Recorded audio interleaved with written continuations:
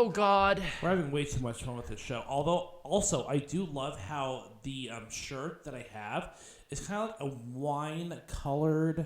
It is. It's like a purple. Yeah. So if you're like only listening to this, you're really missing out. You should become a part of our YouTube channel. I think actually Anchor is going to be doing video. They are doing video now. They're doing video now. So cool. So you might be able to see this. Neat. Anyway, we have Ronda Rousey. This match was terrible. Yeah, we have Ronda Rousey and Naomi, where Ronda Rousey's arm was tied behind her back. No, it wasn't tied behind her back. It was tied in front of her. Oh. It was tied up. She could only use one actual arm. It was stupid. It was terrible. I hated it. There's a Charlotte Flair and... This was the weakest match of the women's division of the night. This was the weakest match of the night. By a mile. Oh, God, yes. By a mile, this was the weakest match. And I hate saying it because it was obvious who was going to win. It was obvious what was going to happen. And this was so unnecessary. Look, Tiger, the whole show, we all knew who was going to win every single match. No matter who. I know, but here's the problem. My dictation of a good match is not predicated on who wins. I can literally watch a show knowing the result 3 months out and still enjoy the show. Why? Because I can suspend my disbelief if it's a good match. The previous match, for example, I knew who was going to win that, but it was still a good match. I enjoyed the journey to get to that point. Look, we know who this one. This one was a not that situation. This one was boring, clunky, made no sense, no point to it. At least the other one, there was a point. Well, here's the thing too: is that we probably knew the finish of the match before Vince McMahon knew the finish of the match. So there we have it. I know what I'm gonna eat for breakfast before Vince McMahon knows what he can eat for breakfast. Anyway, it was an armbar on Sonya Deville by Ronda Rousey. Charlotte did not help her. Who the fuck cares? This match sucked. You're missing nothing. Yep, you missed nothing with this. All right, so let's make this shit majestic again. We're starting with a match that was on the pre-show, but we didn't watch the pre-show, so we're not going to cover it. So the only thing that's going to save this is Logan Paul, which is what's going to happen at WrestleMania. Yeah, Logan Paul is going to be teaming up with The Miz to face the Mysterios. I wouldn't hate that. It's Logan Paul, though. I know. Logan Paul is breaking into all the combat sports and doing their shit. I don't know. It might be good if Logan Paul's more like Bad Bunny. It might actually be decent. I'm gonna be optimistic about it. I don't know.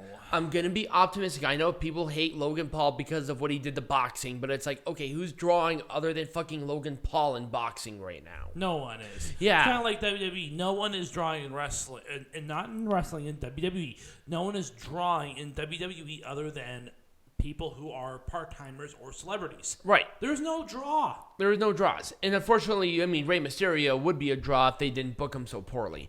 And then the same thing with Sami Zayn. Sami Zayn is facing off against Johnny Knoxville, which is actually pretty much confirmed for WrestleMania this year as well. I'm not going to hate that because at least they built a rivalry around it. It's not because of Sami Zayn. It's because of Johnny Knoxville. Right. Johnny Knoxville's going to sell his tickets. Same thing with Stone Cold Steve Austin and Kevin Owens. No one's going because it's Kevin Owens. Do you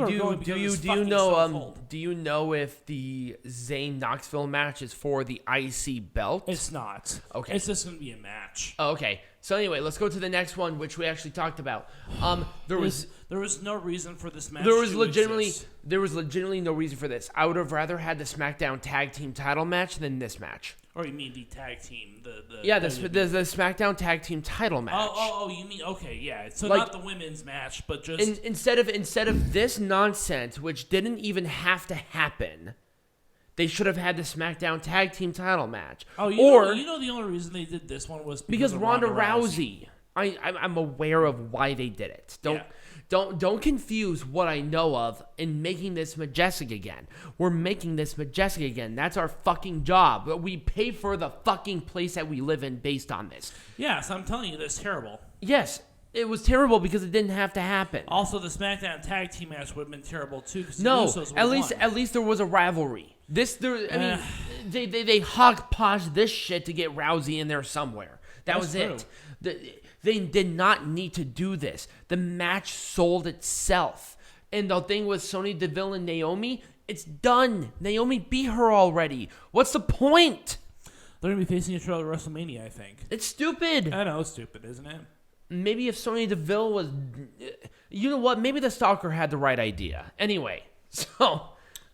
I do not condone that, by the way. That is literally just satire. So, It was great to see Alexa Bliss, my bae, in there. She did very good, too. Mm-hmm. Unfortunately, she still has a stupid little on-the-swings weird gimmick. I mean, if you continue to jerk off to that, Chris Hansen's going to bust through our door here in a hot fucking minute. Now, hold on. She is of age. I kind of want. Maybe she likes to role play as a toddler. We're gonna have Chris Hansen be a guest on this show at some point in time. For maybe she likes it for role playing. I don't know. We'll have to ask the wrong Ryan about this. Because it should have been me. You just like how he strategically had a drink at that point. So I'll be honest with you. As an overall premise of the match, given the circumstances, I wouldn't have booked this differently. We all know who was going to win this match. I know. But the thing is that everybody within the scope of this match had a credible reason. The match itself was structured, paced, and fought really well. And I think it actually did a benefit overall to the women's division post-WrestleMania. Bianca Belair twirl her shit around way too much. You think so? Oh, God, yes. Yeah, I could see that. She's starting to rely on her wear her hair way too much. The problem is she didn't use it. She needs to start using the hair. Now, I understand that she has to hold onto it to do certain maneuvers. It was just terrible. She needs to start using. She was showboating to the Saudi royals really hard, man. You think so? Mm-hmm. Do you think Rhea Ripley probably would have been a better winner? No, Rhea Ripley sucks. You're so negative. Rhea Ripley has the charisma and the what are you talking about? Gimmick of a ham sandwich. Did you watch the same match that I did? Rhea Ripley is one of the best acts that they have right now. Period. No, she doesn't sell like Bianca Belair does, because Bianca Belair is. I know, but in comparison to anybody else on this fucking thing, I mean, Nikki Ash sells as well as a bologna sandwich. I'm pretty sure I can poop out something that sells better. I mean, at least Liv Morgan is showing more and more of how good she is. Yeah, but Vince McMahon, well, I don't know. She's blonde and she has big boobs, so she doesn't have big boobs. I mean, she's hot, but I wouldn't say that she has big boobs. Know. She's got maybe C's. Anyways, we're in the mind of McMahon. We are not misogynistic. This is Vince McMahon. He is misogynistic. 85-year-old. I think if you've watched WWE for more than 3 seconds, you know why we talked about that. Yes. Let's talk about this. Other than that really scary spot, and Madcap Moss should be nowhere near a ring. What are you fucking? You're insane.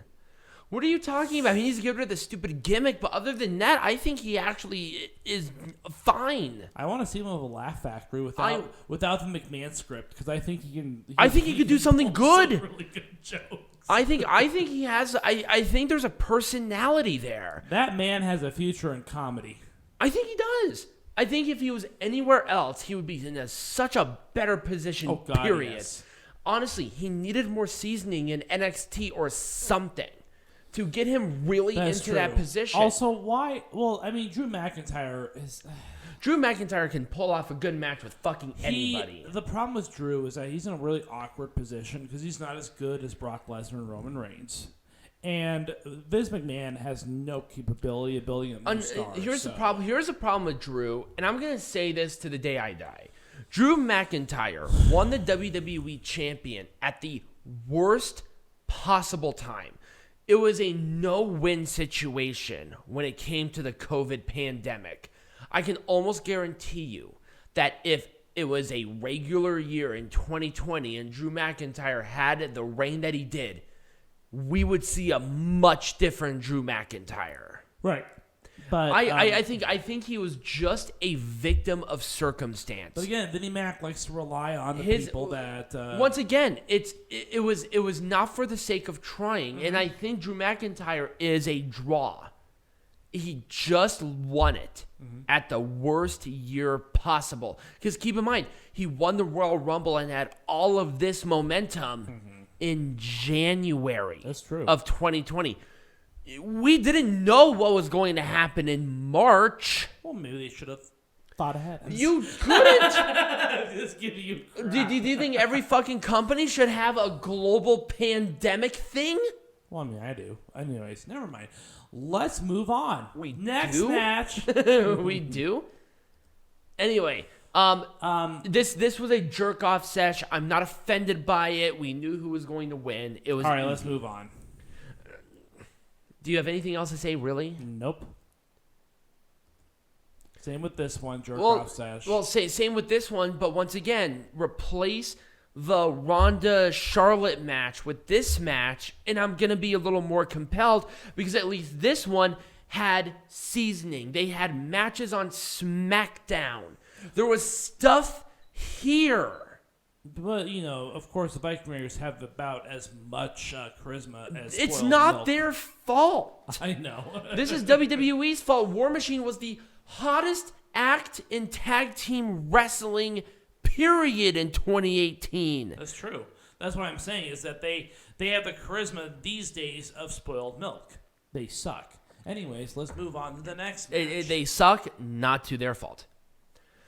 This one honestly exceeded my expectations. Oh yes, let's talk about Becky Lynch. That needs to stop now. Okay, here's the thing. I'm just gonna let Peanut Gallery in. I thought you were gonna hit me. So, here's the thing. So, I'm just gonna mute him for now. So, there. Are you feeling better? Bing, bing, bing, bing, bing. So, Becky Lynch is a good seller, but if she only did this, like, what am I gonna do? That's it. Instead of, it's not necessary. It's so not necessary. Now she was like one or two actions. That's fine, but not this. It doesn't. She's terrible at selling. It's really bad. She never has been good at selling, and she's terrible. She used to be so much better. She's going. No, she's never been. She's selling. She's going too far. She's overcompensating. Well, yeah, because apparently she cannot wrestle. I mean, come on, something's wrong. She can't sell very well. I wonder if she's doing this on purpose because she just doesn't care. Maybe because she's almost immune. Maybe WWE should release her. Yeah, let's send a message. Do better. Yeah. Anyway, well, you know what? They're not going to. You know why?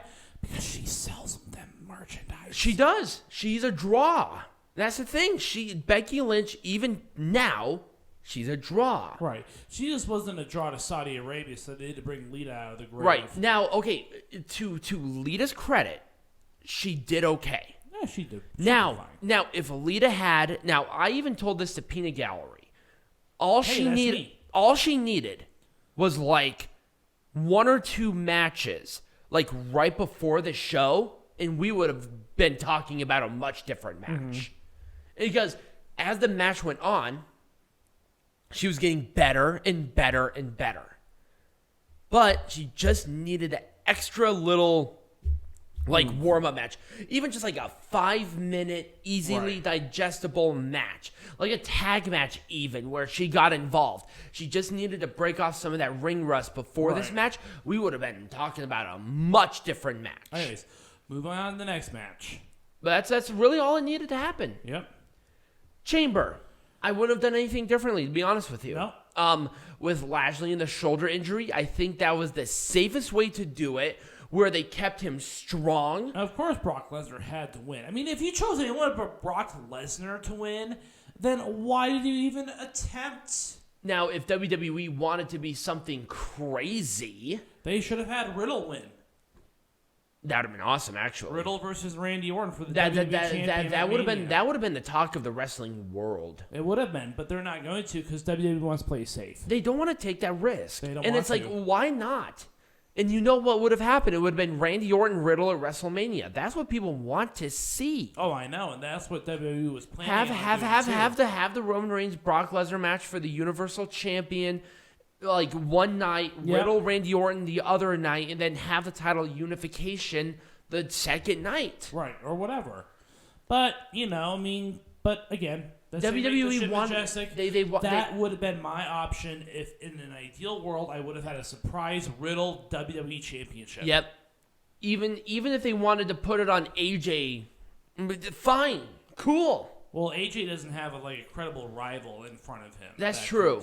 And at least with Seth Rollins, they could do a churn with Kevin Owens and have Seth Rollins, Kevin Owens for the title of WrestleMania. They're not going to do that, though. I know. I think Riddle would have been the surprise. I think Riddle would have been a surprise. Oh, because, God, yes. because Riddle obviously has the talent. He has the charisma. Mm-hmm. No matter what you say about him in his previous personal circumstances, he's still popular with people. Right. Anyways, that's all I have. Majestic. And yeah, that was it for Elimination Chamber. So, when we come back, we're talking to Peanut Gallery. And Peanut Gallery, speaking of Chamber, what are we talking about? Well, we're going to talk about the system of class in Saudi Arabia and the crowds therein. Yes.